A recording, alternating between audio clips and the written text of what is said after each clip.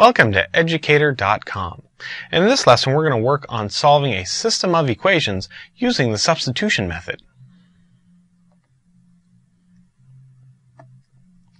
So, really what we want to focus on is how we use this substitution method in order to find solutions, and I'll really walk you through that process. We'll also keep in mind that since sometimes there is no solution or there's an infinite amount of solutions, how we can recognize those cases when using the substitution method.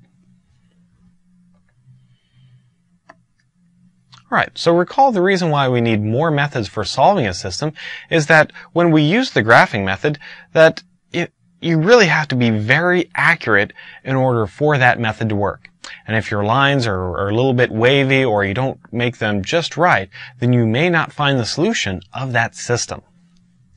Since accuracy is such a problem, that's why we're going to focus more on those algebraic methods. So really, how can we manipulate the system in such a way so that it gives us a solution? Now, two of these methods of our algebraic methods are substitution and elimination.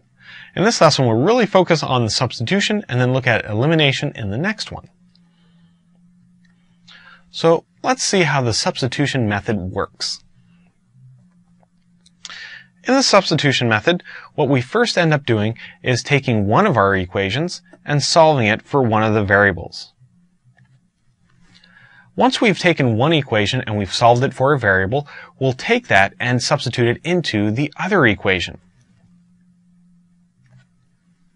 Now what this will do is it'll give us an entirely new equation with only one type of variable in it. And we'll end up solving for that one remaining variable that is in there. So we'll have half of our solution, but since we're looking for a system and we need an x and a y coordinate, then we'll end up using back substitution to find the rest of our solution. So we'll take what we have found and end up substituting back into one of the original equations. This will help us find the other variable. Now, as long as everything works out good, it should be our solution, but it's not a bad idea to just take that and check it in the original system.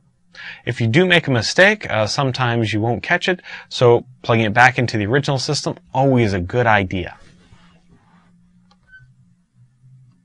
Let's walk through this substitution method using the following example. Here I have negative x plus 3y is equal to 10, and 2x plus 8y is equal to negative 6. So I want to start solving for at least one of the variables in one of the equations.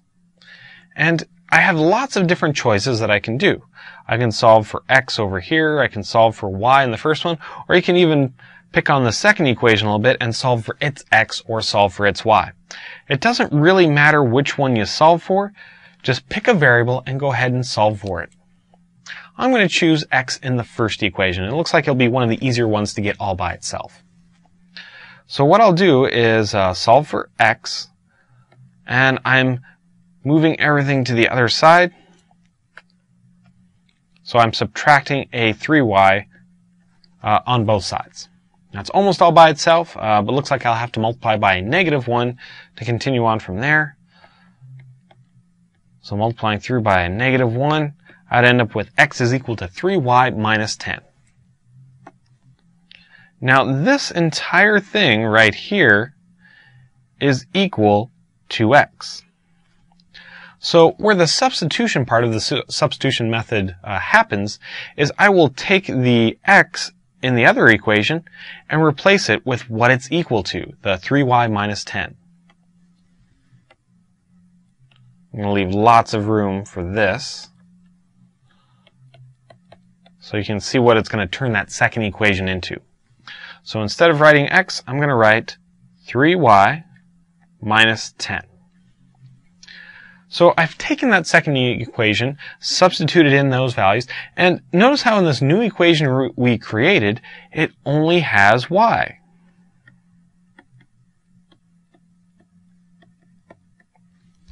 Since this new equation only has y's in it, we'll be able to solve for y and be able to figure out what that is. We still have a little bit of work to do. Of course, we'll have to simplify it and combine terms, but we'll definitely be able to solve for that y. So let's give it a shot. I'm going to distribute through by my 2, end up with a 6y minus 20 plus 8y equals a negative 6. Okay, not bad. Now let's go ahead and combine our y terms.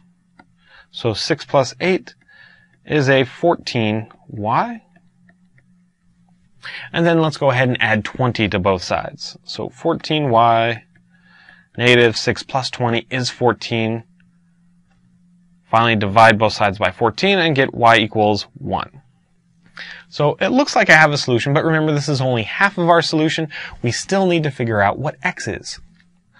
Well, at this point, now that we know what y is, I can again substitute it back into one of my equations and figure that out. So let's do that. So negative x plus 3, and I'll put in what y is equal to, a 1. And now I'll end up solving this equation for x. So negative x plus 3 is equal to 10. All right? So I'm going to subtract 3 from both sides. Okay, almost done. Now I'll go ahead and multiply both sides by a negative 1 and get x is equal to a negative 7.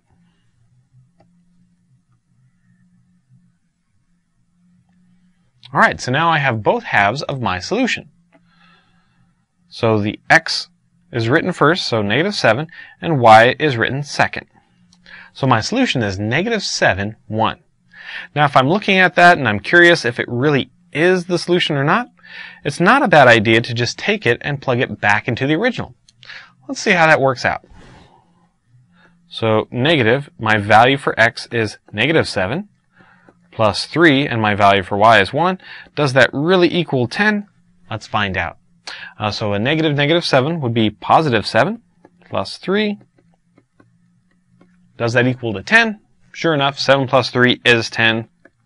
So that works out in the first equation. All right, now let's do the same with the second one. 2 times a negative 7 plus 8 times 1. Is that equal to a negative 6? Well, let's find out. So negative 14 plus 8. Sure enough, negative 6 is equal to negative 6, so it checks out in both equations, and I know that negative 7, 1 is my solution. So there is a lot of substitution, of course, in the substitution method, but it's not as bad as you'd think, and you do have some choices on what you solve for and where it goes.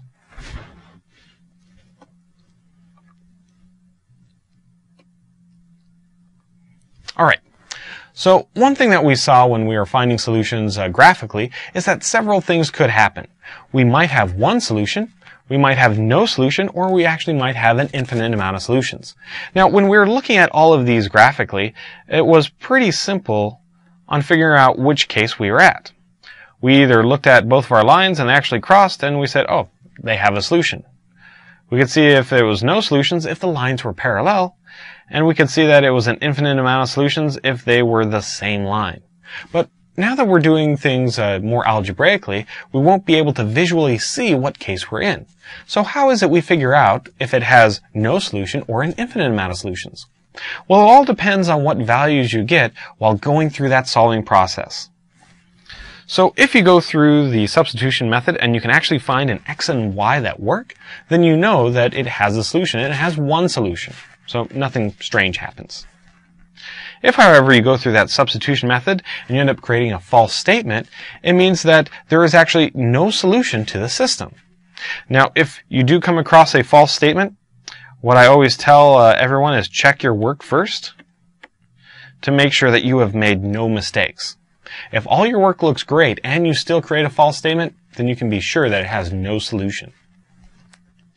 Now, if you go through and you create a true statement, but you can't really see what your solution is, well, that's a good indication that the two lines are exactly the same and you have an infinite amount of solutions. Again, check your work with this one.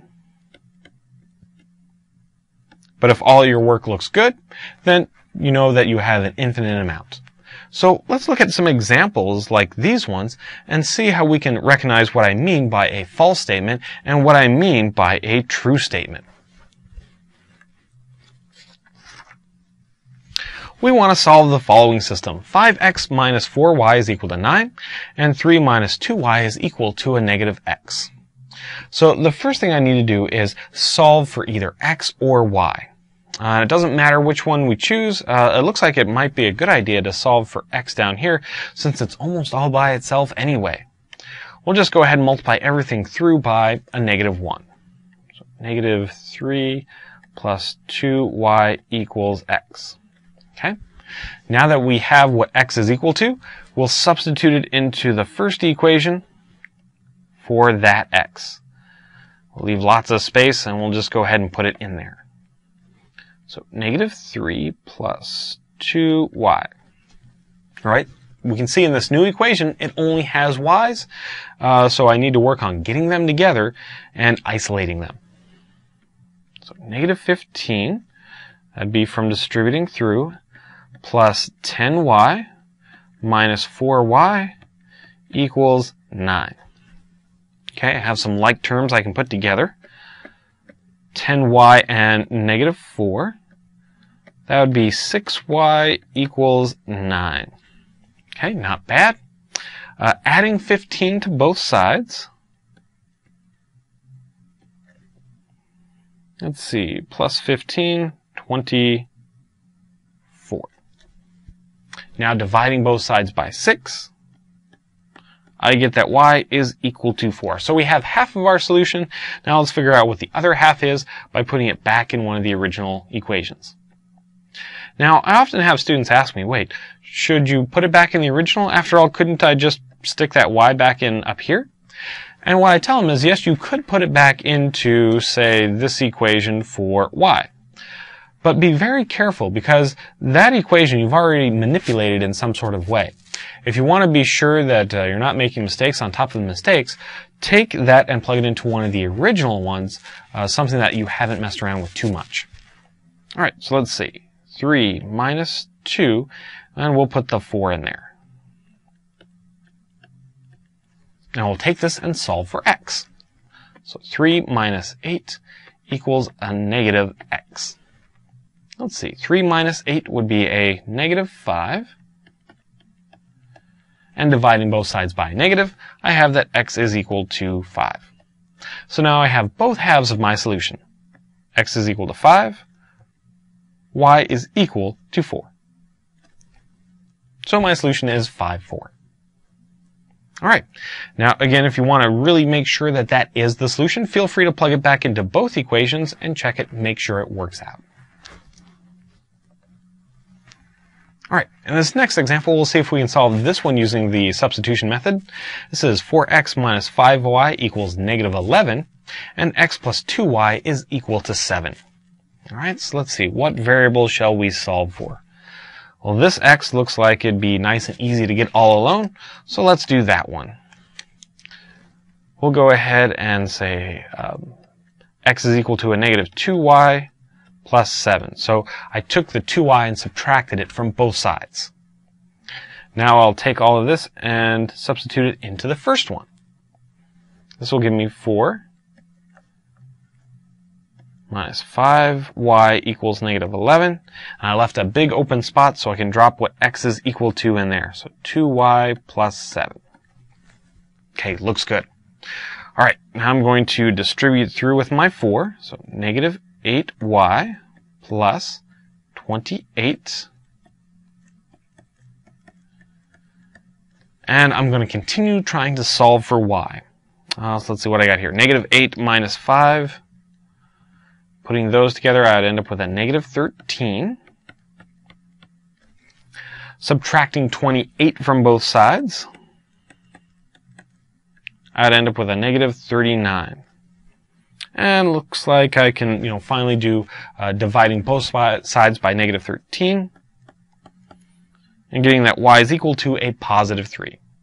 So let's go ahead and take that and substitute it back into one of our original equations. Let's go ahead and put it here.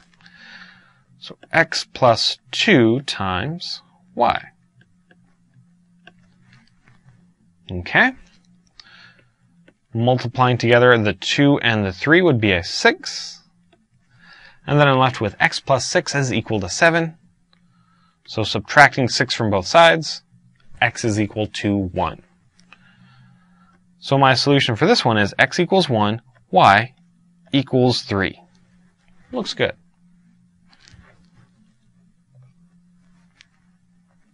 Now, in some systems, remember, we could have that situation of having no solution or an infinite amount of solutions. And sometimes when you're looking at an equation, it's really tough to tell whether you have that situation or not. Watch very carefully what happens with this one. So I'm going to start off like I did with the other examples. We really just want to take these and solve it for one of our variables. And I'm going to solve the first one for x, since that one looks like it'd be nice and easy to get isolated. So that would give me x, subtract a 2y from both sides, plus 4. Now that I have x isolated, let's substitute it into the second equation. So 3, leave lots of space, plus 6y equals 13. And we'll drop in negative 2y plus 4. All right, now I only have y's in this new equation, so we'll continue solving it by getting y all by itself.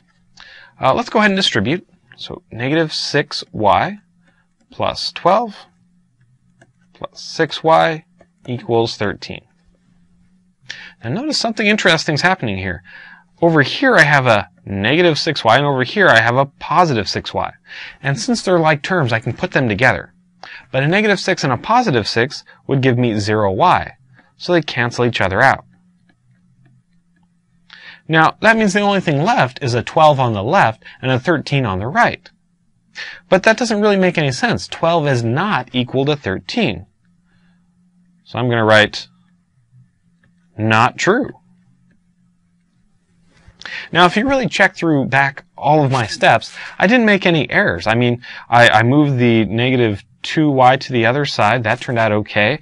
And I did my distribution fine. So I know my steps worked out, perfectly good.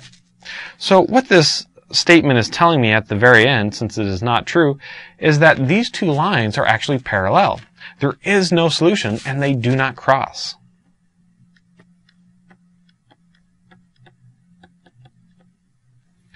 So watch out for these false statements that might come along the way,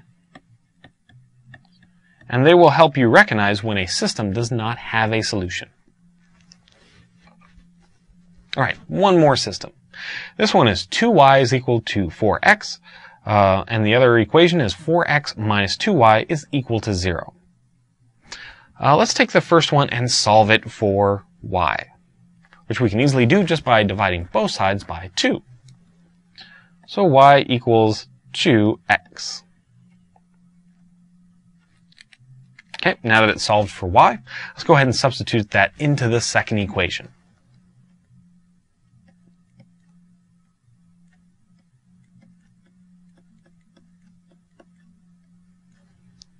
Interesting. Well, let's keep going.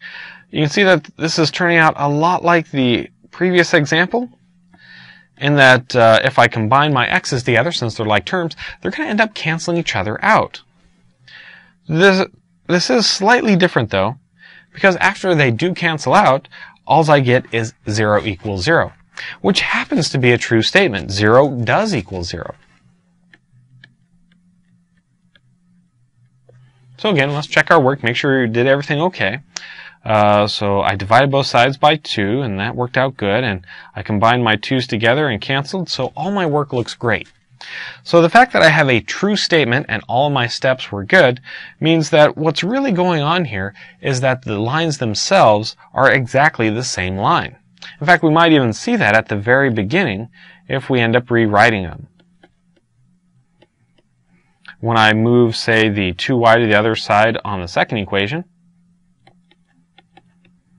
and then end up rearranging them, sure enough, they are exactly the same equation. So visually, these would be right on top of one another. So this tells us we have an infinite number of solutions. And everywhere on that line is a solution. So these more algebraic methods are definitely more accurate when it comes to finding solutions. You want to be very familiar and being able to go through them. Also be on the watch out for these two special cases. So if you get a false statement, then you know you have no solution. And if you get a true statement, then you know you have an infinite amount of solutions. Thank you for watching Educator.com.